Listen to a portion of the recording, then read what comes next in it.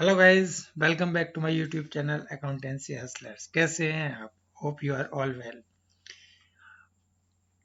Guys, आप लोगों के पिछले वीडियो में बहुत अच्छा रिस्पांस आया और मेरे को बहुत अच्छा लगा। और स्टूडेंट्स ने डिमांड की थी कि सर आप बिजनेस के भी नोट्स डालिए, तो आज हम बिजनेस स्टार्ट करें। तो आज इस चैनल पर हम बिजनेस स्टडीज का चैप्टर स्टार्ट कर रहे हैं। तो आज हमने इसका ये फर्स्ट चैप्टर ढूंढा है। एक लंबे टाइम के बाद ये आपका बिजनेस का चैप्टर आ रहा है। और गाइस, अब ये कोरोना भी ऑलमोस्ट फिनिश हो चुका है और बहुत जल्दी आप लोगों की पढ़ाई 11 की शुरू होने वाली है। तो इसलिए अब हमें पढ़ाई में लगना होगा। तो चलिए स्टार्ट करते हैं बिजनेस का फर्स्ट चैप्टर। और ये आपका चैप्टर है business studies trade and commerce. इस चैप्टर में आपको शुरू से बताता हूँ। जैसे आप क्लास 11 में पहली बार आए, फर्स्ट टाइम आप कॉमर्स पढ़ रहे हैं, बिजनेस पढ़ रहे हैं, तो आप लोगों को ये पता होना चाहिए कि कॉमर्स क्या है, बिजनेस क्या है, कहाँ से ये ओरिजिनेट हुई और किस तरीके से ये आज के प्रेजेंट फॉर्म में आ गई। तो मैं यहाँ पे आपको थोड़ा सा हिस्ट्री के बारे में बताता हूँ। बहुत ज़्यादा थ्योरी में नहीं जाएंगे, लेकिन इसके मेन पॉइंट जरूर कवर करेंगे। Trade and commerce have played a vital role in making India to evolve as a major sector of economic world in ancient time। यानी कि पुराने टाइम से ट्रेड एंड कॉमर्स जो है इंडिया का एक मेजर सेक्टर रहा है और जिसकी वजह से इंडिया वर्ल्ड लेवल पे हाईलाइटेड रहा है। It was the main stay of the economy of the ancient India carried out by the water and land। और जो हम लोगों का ट्रेड करने का तरीका था वो दो ही थे, water and land. Commercial cities like Harappa and Mohenjodaro were founded during this period. और इसी पीरियड में हमारी दो कमर्शियल सिटीज जो आपने बहुत कॉमन नाम सुने होंगे, मोहनजोदारो एंड हड़प्पा, ये स्टेब्लिश हुई थी। This period was worked by substantial commercial activities and urban development। और इसी पीरियड में बहुत सारी कमर्शियल एक्टिविटीज स्टार्ट हुई थी और अर्बन डेवलपमेंट हुआ था। अब मैं आपको बताता हूँ मॉनेटरी सिस्टम। जैसे हमारे मनी के सिस्टम में जिस फॉर्म में हम पैसों को आज देखते हैं, जिस फॉर्म में हम करेंसी को आज देखते हैं, ये एक्चुअली ऐसे नहीं थे। इसकी हिस्ट्री बिल्कुल डिफरेंट है। एज इकोनॉमिक लाइक प्रोग्रेस, जैसे जैसे मॉनेटरी ट्रांजेक्शन्स बढ़ते गए, metal begin to supplement other commodities. पहले कोमोडिटीज एनिमल्स होते थे, अदर मेटल्स होते थे, डिफरेंट थिंग्स होती थी, लेकिन उनमें ड्यूरेबिलिटी नहीं थी, ना हम उनको प्रॉपर स्टोर कर सकते थे। तो फिर क्या हुआ कि मॉनेटरी सिस्टम जो था वो मेटेलिक हो गया।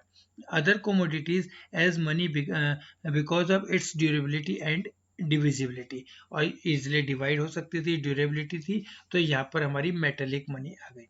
As money served as a medium of exchange, the introduction of metallic money and its use accelerated economic activities. और इसकी वजह से इकोनॉमिक एक्टिविटीज बहुत ज़्यादा बढ़ गई। Documents such as hundi and chitti were in use for carrying out transaction in which money passed from hand to hand। और उस टाइम पे मॉनेटरी सिस्टम को ट्रांजैक्ट करने के लिए हुंडी एंड चित्ती, ये दो ऐसे मेन डॉक्यूमेंट थे जो कि हमारे यूज में थे। तो आपको ये समझ में आया होगा कि ये मॉनेटरी सिस्टम क्या होता है। इसी टाइम पे एक सिस्टम शुरू हुआ था, इंडिजीनियस बैंकिंग सिस्टम। आप लोगों को पता होगा जो आज भी चलता है, जैसे साहूकार, महाजन, ये देशी बैंकर्स होते हैं।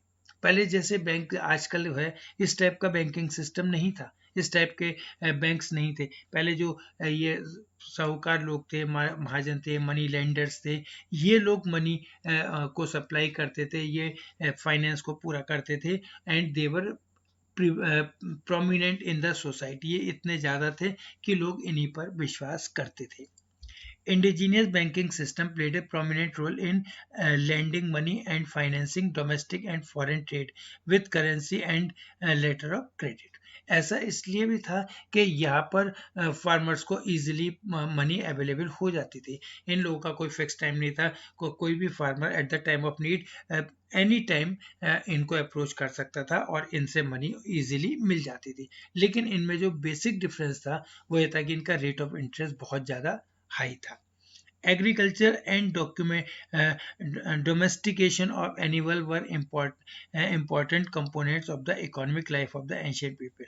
उस टाइम पे लोग एक तो एग्रीकल्चर करते थे, एग्रीकल्चर उनका मेन ऑक्यूपेशन था, और डोमेस्टिकेशन ऑफ एनिमल्स और एनिमल ब्रीडिंग, एनिमल्स को पालना, ये सब काम बहुत ज़्यादा करते थे।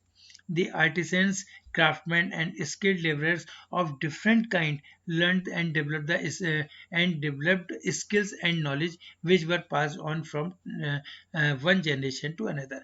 और उस टाइम पे ये लोग जो थे आर्टिसंस थे, क्राफ्टमैन थे, स्किल्ड लेबर थे, ये लोग अपने टैलेंट्स को अपनी पीढ़ी दर पीढ़ी सिखाते रहते थे और इसी तरीके से generation to generation knowledge pass होती रहती थी। तो ये हमारा एक बैंकिंग सिस्टम था। राइज ऑफ इंटरमीडिएटरीज, जैसे हमने ट्रेड किया तो इसमें हम कुछ इंटरमीडिएटरीज शामिल हो गए थे, कुछ लोग ट्रेड में हेल्प करते थे, तो इसके बारे में डिस्कस करते हैं। Intermediaries played a prominent role in the promotion of trade, यानी कि ट्रेड को बढ़ाने के लिए जो मिडिल मैन थे, इन लोगों का बहुत इंपॉर्टेंट रोल था।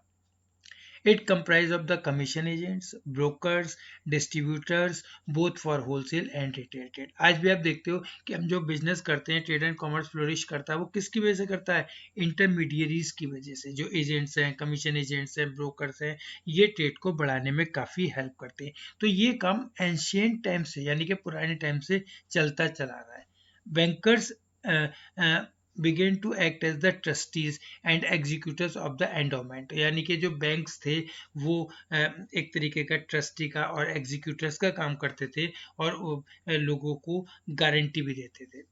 Foreign trade was finance by loans, और जितने फॉरेन ट्रेड था उसमें जितने भी मनी की जरूरत पड़ती थी वो सब कौन फाइनेंस करते हैं? बैंक।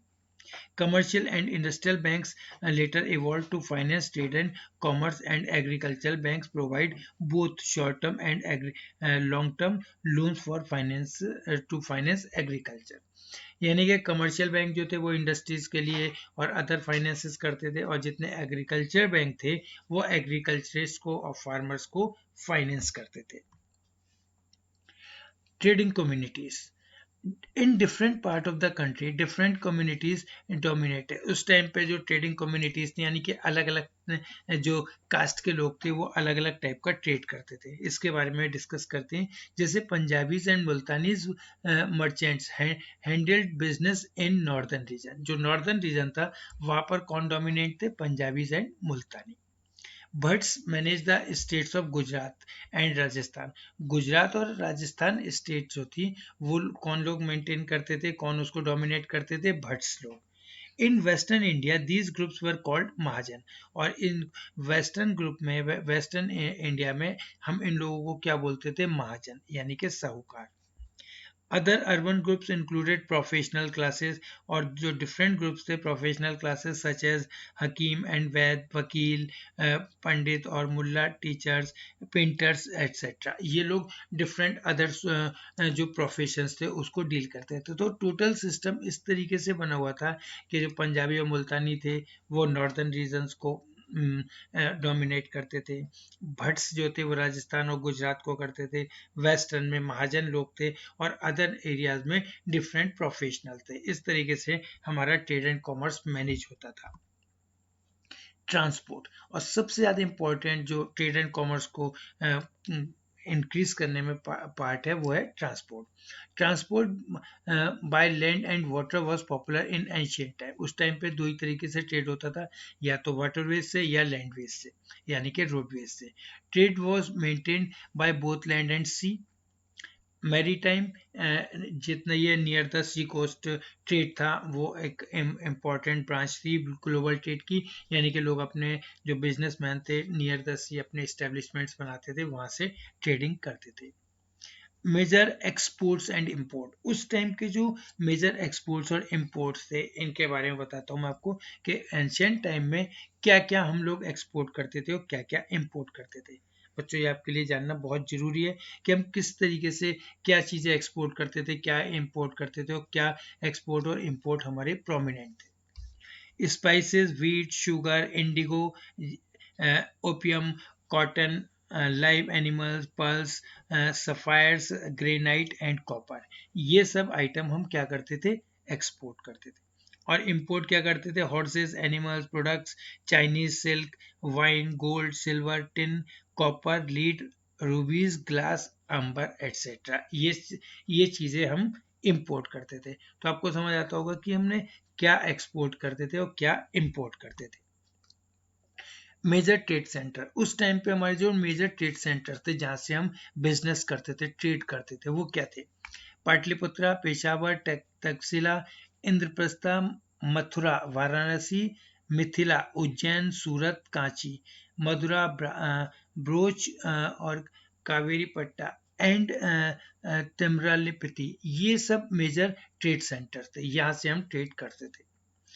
मर्चेंट कॉरपोरेशंस, जो मेन मर्चेंट कॉरपोरेशंस थे वो क्या थे? The merchant community also derived power and Prestige from guilds which were the autonomous corporations formed to protect the interest of the traders. ये different communities थी, guilds थी, merchants, autonomous organizations थे, corporations थे, जो उस time trade and commerce को protect करते थे. These corporations organized on formal basis, यानी कि ये सब ऑफिशियल सिस्टम बना रखा था, फॉर्मल बेस पे ऑर्गेनाइज थे, frame their own rules of membership, और इन्होंने अपने मेंबरशिप के अपने रूल्स बना रखे थे, and professionals code of conduct which even kings were suppose to accept and respect, और इनके जो रूल्स एंड रेगुलेशंस थे जो उस टाइम के राजा महाराजा लोग थे उनको भी मानना जरूरी था। इसके बाद टाइम टू टाइम चेंजेस आई, फिर हमारा इंडस्ट्रियलाइजेशन हो गया। तो इंडस्ट्रियलाइजेशन यानी कि री इंडस्ट्रियलाइजेशन क्या हुआ? After independence the process of rebuilding the economy started and India went for centralized planning. अब जैसे आफ्टर इंडिपेंडेंस जो हमने प्लानिंग सिस्टम किया है, 5 ईयर प्लानिंग की, उसके बाद हमने डिफरेंट जो इंडस्ट्रीज थे उन पे ध्यान दिया और एक तरीके से फिर से इनको रीबिल्ड किया। First 5 year plan was implemented in 1952, और जो फर्स्ट 5 ईयर प्लान था ये 1951 में बना था और इसको इम्प्लीमेंट कब किया गया था? 1952 में। Lack of capital formation, rise in population, huge expenditure of defense and inadequate infrastructure were major reasons. और जो इस टाइम पे जो ये जो मेजर जो हमने री इंडस्ट्रियलाइजेशन किया था उसके मेजर रीजंस क्या थे? Lack of capital formation, capital formation बहुत कम थी, राइज ऑफ पॉपुलेशन, पॉपुलेशन बहुत तेजी से बढ़ रही थी, huge expenditure on defence and inadequate infrastructure, इन सब के कारण हमें इंडस्ट्रियलाइजेशन को दोबारा करना था। As a result India relied on borrowing from foreign sources and finally agreed to economic liberalisation in 1991। और फिर क्या हुआ कि जो भी हमारा चल रहा था तो इंडस्ट्रियलाइजेशन तो हो रहा था लेकिन बहुत स्लो बेस पे हो रहा था, तो फिर धीरे धीरे जो है 1991 यहाँ पर हमने एक इंडस्ट्रियलाइजेशन किया, यानी कि यहाँ पर हमने एक इकोनॉमिक पॉलिसी बनाई, उस पॉलिसी को ही हम बोलते हैं इकोनॉमिक पॉलिसी ऑफ 1991। इससे पहले जो हमारा प्रोग्रेस था वो बहुत स्लो था, लेकिन 1991 से हमने इंडस्ट्रियलाइजेशन किया और अपना इकोनॉमिक डेवलपमेंट फास्ट कर दिया। Indian economy is one of the fastest growing economies in the world today and is preferred by FDI destinations, यानी कि जो फॉरेन डायरेक्ट इन्वेस्टमेंट्स हैं उसके लिए हम एक डेस्टिनेशन है, एक सेंटर है, और हमारी जो इकोनॉमी है वो फास्टेस्ट ग्रोइंग इकोनॉमी है, यानी कि हम बहुत तेजी से डेवलपमेंट कर रहे हैं। Even though we have vast population but development is also very fast. अब यहाँ पे हम एक्टिविटीज को डिवाइड करते हैं। बेसिकली हम दो एक्टिविटीज करते हैं, एक होती है इकोनॉमिक एक्टिविटीज और एक होती है नॉन इकोनॉमिक एक्टिविटीज। आप लोग अच्छी तरह जानते हैं जितनी भी मनी बेस्ड एक्टिविटीज होती हैं हम उनको क्या बोलते हैं? Economic activities. और जितनी नॉन मनी बेस्ड एक्टिविटीज होती हैं, जितनी love and affection, personal relationship, वो एक्टिविटीज होती हैं उनको क्या बोलते हैं? Non economic. तो हमारी दो एक्टिविटीज है, इकोनॉमिक एंड नॉन इकोनॉमिक, और इन सारी एक्टिविटीज को कलेक्टिवली हम क्या बोलते हैं? Human activity. ह्यूमन एक्टिविटी क्या? कि हम पूरे दिन में जो भी काम करते हैं, all activities perform by human being, these are known as human being. हम जो भी एक्टिविटी कर रहे हैं वो सब क्या कहलाती हैं? Human activities. और ह्यूमन एक्टिविटीज को हमने दो पार्ट में डिवाइड कर लिया, economic activities and non economic activities. तो बच्चों जितनी मनी बेस्ड एक्टिविटीज होती हैं हम उन्हें इकोनॉमिक एक्टिविटीज बोलते हैं, and these are perform exclusively for earning money. और इनको करने का हमारा केवल एक ही पर्पस होता है कि पैसा कमाना। अब दूसरी एक्टिविटी बताता हूँ मैं आपको, ये होती है non economic activity. All non-monetary activities performed out of love, affection, sympathy, relationship, etc. ये सब क्या कहलाती है? Non economic activity. एक एग्जाम्पल लेते हैं कि your father is going out for through out the day, तो वो पूरे दिन बाहर जा रहे हैं, काम कर रहे हैं, क्यों कर रहे हैं? To earn the money. whatever he is doing or it he is doing for earning money। तो ये एक्टिविटी क्या कहलाएगी? Economic activity. Your mother is cooking food for you but she is not getting money for that. आपकी mummy आपके लिए food बना रही है, आपको स्कूल के लिए तैयार कर रहे हैं, आपके लिए कपड़े धो रही हैं, 10 काम कर रही हैं, तो इसके लिए उनको पैसा नहीं मिल रहा ना। ये कहलाती है नॉन इकोनॉमिक एक्टिविटी। ये एक्टिविटी क्यों के लिए की जाती है? Out of love and affection, out of relationship. और इकोनॉमिक एक्टिविटीज क्यों की जाती हैं? Basically to earn money. तो अब आप लोगों को बेटा ये बात क्लियर समझ में आ गई होगी कि वो सारी एक्टिविटी जिससे हमें पैसा मिलता है, जिसका पर्पस पैसा कमाना होता है, वो इकोनॉमिक एक्टिविटीज कहलाती हैं। और वो सारी एक्टिविटी जिसका पर्पस पैसा कमाना नहीं होता, जो रिलेशनशिप होते हैं, लव एंड अफेक्शंस होती हैं, पेट्रोटिज्म होते हैं, ये सारी एक्टिविटीज क्या कहलाती हैं? Non economic activity.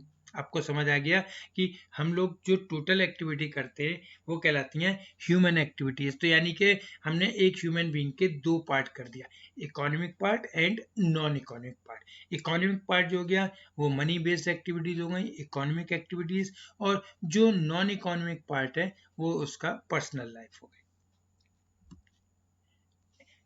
आपको ये तो समझ आ गया कि इकोनॉमिक और नॉन इकोनॉमिक एक्टिविटीज क्या होती हैं। अब चलो इनके बारे में डिफरेंस बताते हैं कि इन दोनों में डिफरेंस क्या होते हैं।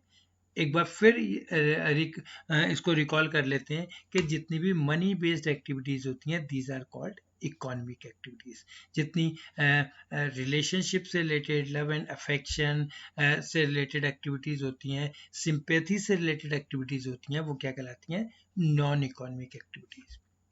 Meaning all activities through money through which money is earned is called economic activities। यहाँ पे all activities which are performed out of love, affection and to satisfy psychological, emotional and social needs, ये क्या कहलाएंगी? आपकी non economic activities. Purpose क्या होता है? Economic activities का purpose होता है मनी अर्न करना या वेल्थ क्रिएट करना। नॉन इकोनॉमिक एक्टिविटीज का पर्पस क्या होता है? Deriving psychological and mental satisfaction. हम कोई काम करते हैं, किसी ओल्ड मैन की हेल्प कर दी या अपने भाई को पढ़ाई में थोड़ा से हेल्प कर दी, तो आपको उससे बहुत सेटिस्फेक्शन मिलता है ना। तो ये साइकोलॉजिकल या मेंटल सेटिस्फेक्शन ही कहलाता है। तो नॉन इकोनॉमिक एक्टिविटीज का पर्पस क्या होता है? डिराइविंग साइकोलॉजिकल या मेंटल एक्टिविटीज। अब अगर आपकी मदर मंदिर जाती हैं, टेम्पल जाती है, वहाँ पे पूजा करके आती है, तो उनको पैसा थोड़ी मिल रहा है, लेकिन उनको मेंटल पीस मिल रही है, उनको साइकोलॉजिकल सेटिस्फेक्शन मिल रहा है। टाइप्स इकोनॉमिक एक्टिविटी बेटा तीन तरीके की होती हैं: बिजनेस, प्रोफेशन एंड एम्प्लॉयमेंट। यानी कि हम इकोनॉमिक एक्टिविटीज में तीन एक्टिविटीज को शामिल करते हैं: बिजनेस, प्रोफेशन एंड एम्प्लॉयमेंट। इसके बारे में अभी मैं आपको आगे डिटेल में बताऊंगा। नॉन इकोनॉमिक एक्टिविटीज क्या होती हैं? जैसे रिलीजियस एक्टिविटीज हो गई, सोशल सोसाइटी के वेलफेयर से रिलेटेड सोशल एक्टिविटीज हो गई, पेरेंटल एक्टिविटीज हो गई जो पेरेंट्स अपने बच्चों के लिए करते हैं, सारी एक्टिविटी वो पेरेंटल एक्टिविटीज हो गई, एंड पेट्रियोटिक एक्टिविटीज हो गई। जो हमारे फौजी हैं, जो मिलिट्री है, बॉर्डर पर लड़ रहे हैं, तो they are not getting much money but they are doing it for the love for the nation. जो उनका देश प्रेम है उसकी वजह से वो लोग काम करते हैं ना, तो ये कहलाता है पेट्रियोटिज्म। आउटकम, इसका रिजल्ट क्या होता है? इकोनॉमिक एक्टिविटीज जब होती हैं तो क्या होता है? Production of goods and services. Economic activities का मतलब कुछ परफॉर्म करना, कुछ प्रोड्यूस करना, तो इसका मतलब क्या होता है? Production of goods and services. और नॉन इकोनॉमिक एक्टिविटीज का आउटकम होता है साइकोलॉजिकल सेटिस्फेक्शन। एग्जाम्पल क्या हो गए इकोनॉमिक एक्टिविटीज के? A worker working in the office और फैक्ट्री। कोई भी वर्कर है ऑफिस में, फैक्ट्री में काम कर रहा है, क्यों कर रहा है? पैसा कमाने के लिए। A doctor operating in his clinic, a lawyer pleading A case of his client. ये सारे जो एक्टिविटीज हैं इनसे इनमें क्या इन्वॉल्व है? मनी। अब नॉन इकोनॉमिक में क्या हो गया, a boy helping an old person to cross the road. एक जैसे आपने किसी ओल्ड पर्सन को रोड क्रॉस करा दिया, उससे आपको पैसा नहीं मिला, लेकिन आपको क्या मिला, satisfaction. A house wife cooking food for her family, जैसे आपकी मदर कोई भी हाउस वाइफ फैमिली के लिए फूड बना रही है, तो वो क्या कहलाएगी, नॉन इकोनॉमिक। और a soldier fighting at the border. तो बेटा ये इन दोनों के एग्जाम्पल थे। आप लोगों को अच्छी तरह समझ आ गया होगा कि इकोनॉमिक और नॉन इकोनॉमिक एक्टिविटीज क्या होती हैं और हमें इनका किस तरीके से डिफरेंस लिखना है। कुछ याद नहीं करना है, केवल अंडरस्टैंड करना है। आपको ये मेन जो बेसिस ऑफ डिफरेंस होते हैं ये याद होने चाहिए। मीनिंग इनका एक वर्ड का लिख दिया, जैसे हम इसको शॉर्ट में रिकैपिचुलेट करें। Meaning, economic activities, money based activities, activities which are performed out of love and affection. Purpose, earning money. Purpose, driving satisfaction. Type, business, profession and employment. इसका क्या होता है, religious, social, parental और patriotic activities. Outcome क्या है, production of goods and services. इसका outcome क्या है, साइकोलॉजिकल सेटिस्फेक्शन। एग्जाम्पल आप कोई भी दे सकते हैं। तो इनके डिफरेंस आपको अच्छी तरह समझ आ गए होंगे। अब चलो इनको एक बार डिटेल में बता देते हैं कि प्रोफेशन क्या होता है, एम्प्लॉयमेंट क्या होता है, बिजनेस क्या होता है। यहाँ पे मैंने आपको तीन टर्म बोली थी, बिजनेस, प्रोफेशन एंड एम्प्लॉयमेंट। तो देखो बिजनेस, बिजनेस क्या है कि वैसे तो हम ये बोल सकते हैं buying and selling of goods for the purpose of earning profit. ठीक, an economic activity involving the production and sale of goods and services undertaken with the motive of earning profit by satisfying human needs in the society. कोई भी businessman जब business करता है तो उसका जो primary purpose होता है वो क्या होता है, प्रॉफिट अर्निंग। वो ये काम किस लिए कर रहा है, प्रॉफिट अर्न करने के लिए। तो बिजनेस का पर्पस क्या होता है, buying and selling of goods, goods की सेल परचेज करना और प्रॉफिट अर्न करना। दूसरी चीज आती है हमारी प्रोफेशन। प्रोफेशन क्या होती है, ये एक्सपर्टाइज सर्विस होती है, स्पेशल नॉलेज होती है, which is acquired by obtaining certain degree और certain code of conduct. All economic activities which require application of skill, वो सारी एक्टिविटीज जिसमें स्किल की जरूरत पड़ती है वो क्या कहलाती है, प्रोफेशन। एक टेलर होता है ना, दर्जी, वो भी प्रोफेशनल है। Lawyer, tailor, engineer, teachers, professors, doctors, ये सब प्रोफेशनल्स हैं। जो ये काम करते हैं इनका काम कोई दूसरा नहीं कर सकता। They perform the activity which are acquired by obtaining special knowledge और स्पेशल डिग्री। डॉक्टर के लिए डॉक्टर की डिग्री है, लॉयर के लिए लॉयर की डिग्री है, इंजीनियर के लिए इंजीनियर की डिग्री है। तो जब तक इन्हें ये डिग्री नहीं मिलेगी ये काम नहीं कर सकते और इनका काम कोई दूसरा नहीं कर सकता। They do the exclusive work, ये चीज क्या कहलाती है बच्चों, प्रोफेशन। अब आता है एम्प्लॉयमेंट। मैं आपको बताता हूँ एम्प्लॉयमेंट क्या होता है। ये एक कॉन्ट्रैक्ट होता है बिटवीन टू और मोर पर्सन, जिसमें एक एम्प्लॉयर है और एक एम्प्लॉय है। एम्प्लॉयर जो है वो एक पर्टिकुलर टास्क या पर्टिकुलर वर्क असाइन करता है, किसको है, एम्प्लॉय को। और उसके बदले में वो इस बात का प्रॉमिस करता है कि एक पर्टिकुलर पीरियड के बाद वो उसको एक पर्टिकुलर अमाउंट देगा, विच इज कॉल्ड सैलरी और वेजेस और रेमोनरेशन। तो एम्प्लॉयमेंट क्या है, एक कॉन्ट्रैक्ट है जिसमें दो पार्टीज होती हैं at least, employer and employee. Employer employee को कुछ वर्क असाइन करता है और employee is bound to perform that work and in return he gets his remuneration. जो रेमुनरेशन का मैं आपको लिटरल मीनिंग बताता हूँ, इसको बोलते हैं मेहनताना, यानी कि जो उसको वेजेस मिल रही है, जो सैलरी मिल रही है, और ये कहलाता है आपका एम्प्लॉयमेंट। तो आप लोगों को बेटा समझ आ गए होंगे कि ये तीन टर्म जो हमारे इकोनॉमिक एक्टिविटीज होती हैं हम उसमें तीन चीज़ों को इंक्लूड करते हैं, business, profession and employment. Business, economic activities which involve production and sale of goods and services for the purpose of earning money. Profession, expertise, knowledge which is obtained by which is done by obtaining certain degree and which cannot be done by others, right? Employment, a contract between two or more person where the one person, the called employer assigns certain duties to employees and employee is bound to perform that and in return he gets salary or wages. इन्हीं चीज़ों के बेटा मैंने यहाँ पे आपको example बता दिए हैं। इसको और क्लियर करने के लिए मैंने आपको बता दिया कि आपको दो एक्टिविटी बताई थी, एक इकोनॉमिक और एक नॉन इकोनॉमिक। हम चूंकि कॉमर्स से रिलेटेड है, बिजनेस से रिलेटेड है, तो हम यहाँ पर कौन सी एक्टिविटी डिस्कस करेंगे? केवल और केवल इकोनॉमिक एक्टिविटीज।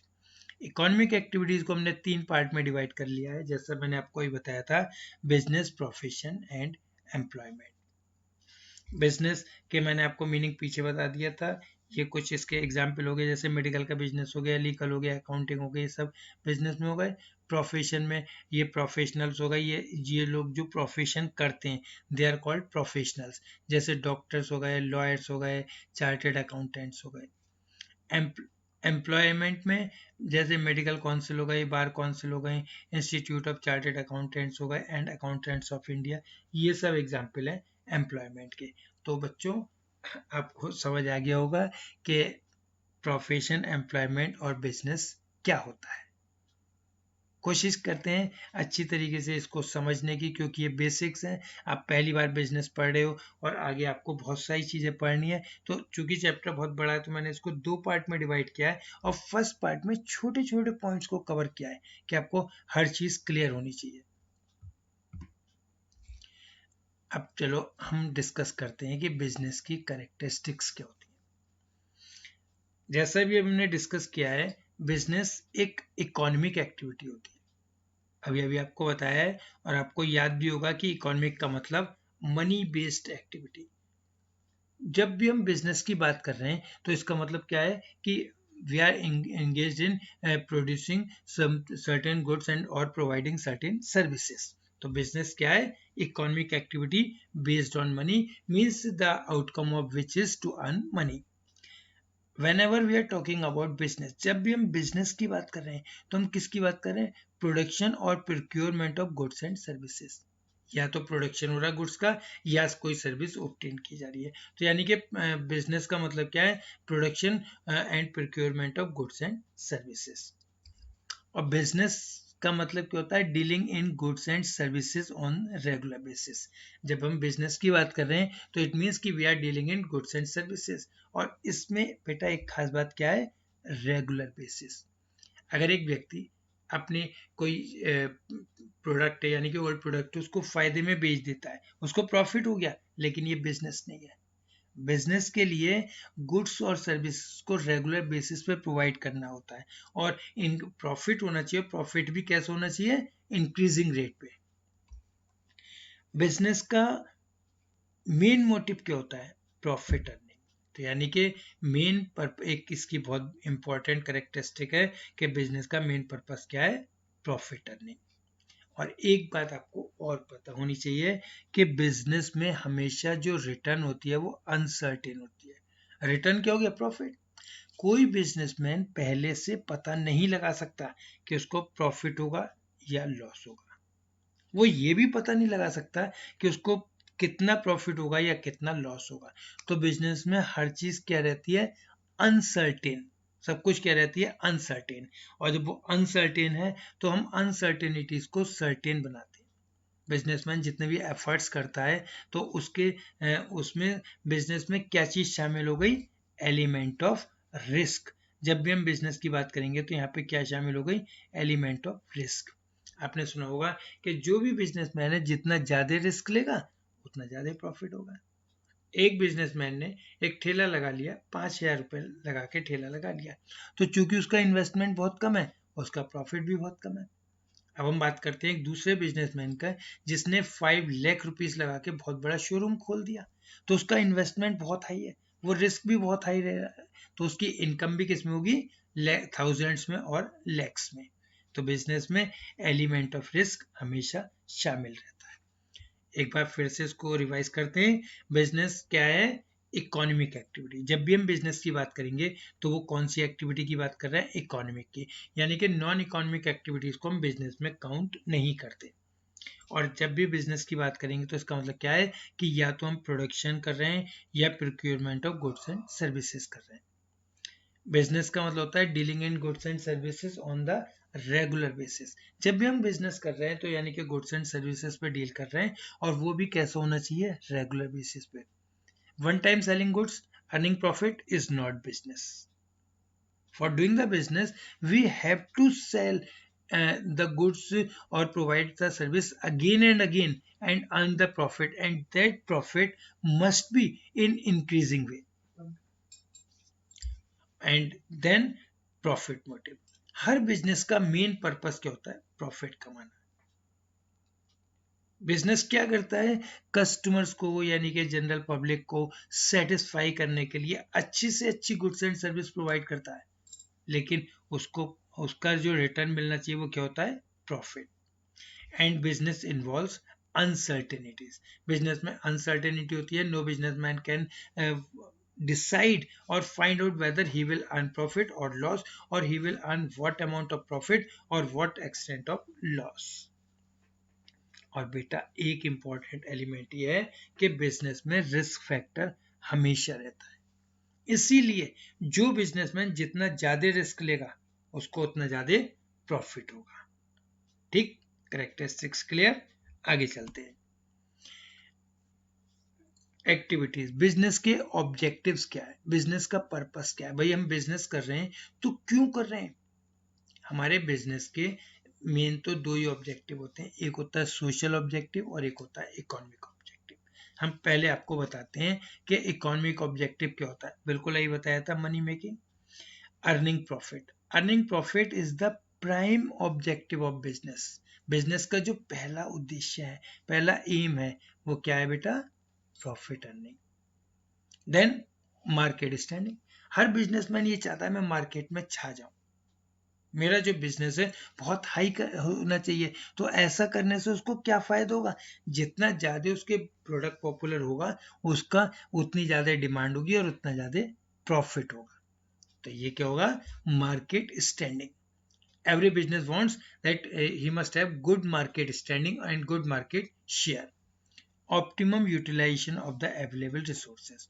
ऑप्टिमम का मतलब मैक्सिमम. बिजनेस का एक पर्पस ये होता है, इकोनॉमिक ऑब्जेक्टिव ये होता है कि हम वेस्टेज ना करें. हम लोग जानते हैं कि हमारे जो रिसोर्सेज होते हैं बेटा वो लिमिटेड होते हैं, और जो हमारी डिमांड्स होती हैं वो अनलिमिटेड होती हैं. तो हमें क्या करना होता है? इन लिमिटेड रिसोर्सेज को अनलिमिटेड वांट्स पे ऐसे एम्प्लॉय करना है, ऐसे डिस्ट्रीब्यूट करना है कि वेस्टेज ना हो और हम उसका मैक्सिमम बेनिफिट ले पाए. तो बिजनेस का एक इकोनॉमिक पर्पस ये है कि optimum utilisation of the available resources. सोचो, एक तो रिसोर्सेज पहले ही कम है, ऊपर से हम उनको वेस्ट कर दें तो कोई बिजनेसमैन लॉस अपने घर से तो भरता नहीं है. अगर हमने वेस्टेज कर दी तो वो क्या होगा? उसकी कॉस्ट में ऐड हो जाएगा, यानी कि प्रोडक्ट की कॉस्ट इंक्रीज हो जाएगी. और बच्चों, जब प्रोडक्ट की कॉस्ट इंक्रीज होगी तो प्रॉफिट मार्जिन डिक्रीज हो जाएगा. ठीक. एक होता है इनोवेशन. बिजनेस का एक ऑब्जेक्टिव, इकोनॉमिक ऑब्जेक्टिव क्या? इनोवेशन. कुछ क्रांति लाना, कोई नई चीज लेके आना, नई कॉन्सेप्ट लेकर आना. हम लोग पता है क्या होता है, ये चाहते हैं कि हमें कुछ ना कुछ नया मिले, क्योंकि कंज्यूमर एक ही टाइप के आइटम को यूज करते करते बोर हो चुका होता है. इसलिए यहाँ पर इनोवेशन. बिजनेस का एक ऑब्जेक्टिव होता है कुछ नया करना, नए प्रोडक्ट्स करना, नई चीजें लॉन्च करना. आप देखते हो ना, मार्केट में हर दिन कुछ ना कुछ नया आता है, तो जिससे कि उस प्रोडक्ट का या उस कंपनी की डिमांड मार्केट में बनी रहती है. Increasing productivity. प्रोडक्टिविटी क्या होती है? Quality of product. किसी भी चीज की वांट सेटिस्फाइंग पावर होती है, उसी को हम प्रोडक्टिविटी बोलते हैं. तो इकोनॉमिक ऑब्जेक्टिव ये होता है कि हम प्रोडक्टिविटी बढ़ाएं, अपने प्रोडक्ट की क्वालिटी बढ़ाएं, जिससे कि हमारी प्रोडक्ट की डिमांड बढ़ती रहे. तो बच्चों, आपको समझ आया होगा कि बिजनेस के इकोनॉमिक ऑब्जेक्टिव्स क्या होते हैं. चलो अब डिस्कस करते हैं कि इसके सोशल ऑब्जेक्टिव क्या होते हैं. Economic objective from the view point of the money, and social objective from the view point of the society. अब भाई बिजनेसमैन बिजनेस कर रहे हैं तो वो किससे कर रहे हैं? सोसाइटी के लोगों से. और अगर सोसाइटी के लोग सेटिस्फाइड नहीं है या सोसाइटी के लोगों को कोई बेनिफिट नहीं मिलेगा तो बिजनेसमैन को बिजनेस क्यों करने देंगे? इसलिए अब जो बिजनेस के सोशल ऑब्जेक्टिव्स होते हैं, production and supply of quality goods and services. From the society point of view business का ऑब्जेक्टिव होता है कि सोसाइटी को क्वालिटी गुड्स एंड सर्विस दें। भाई जब एक बिजनेसमैन ने एक सामान बेचा तो उसने जो पैसा मांगा कस्टमर ने दे दिया, इसके बदले में कस्टमर को क्या मिलना चाहिए? क्वालिटी गुड्स और एंड क्वालिटी सर्विसेज।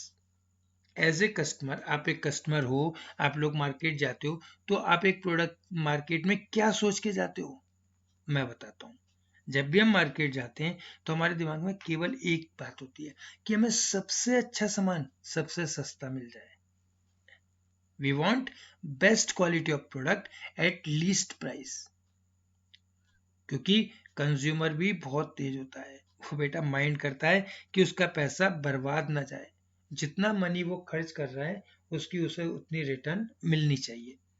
ठीक, तो यानी कि बिजनेस का एक पर्पस ही होता है कि production and supply of quality goods and services. Avoidance of anti social and unfair trade practices.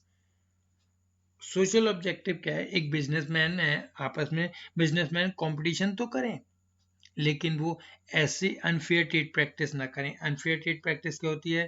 Quality inferior कर दी, क्वांटिटी कम कर दी या कस्टमर को चीट कर लिया, ऐसा कुछ नहीं होना चाहिए। सोशल ऑब्जेक्टिव ये कहता है कि कंपटीशन हो तो फेयर हो। कंपटीशन किस में होना चाहिए? क्वालिटी में होना चाहिए। जिसकी क्वालिटी ज्यादा अच्छी है उसका प्रोडक्ट ज्यादा बिकेगा।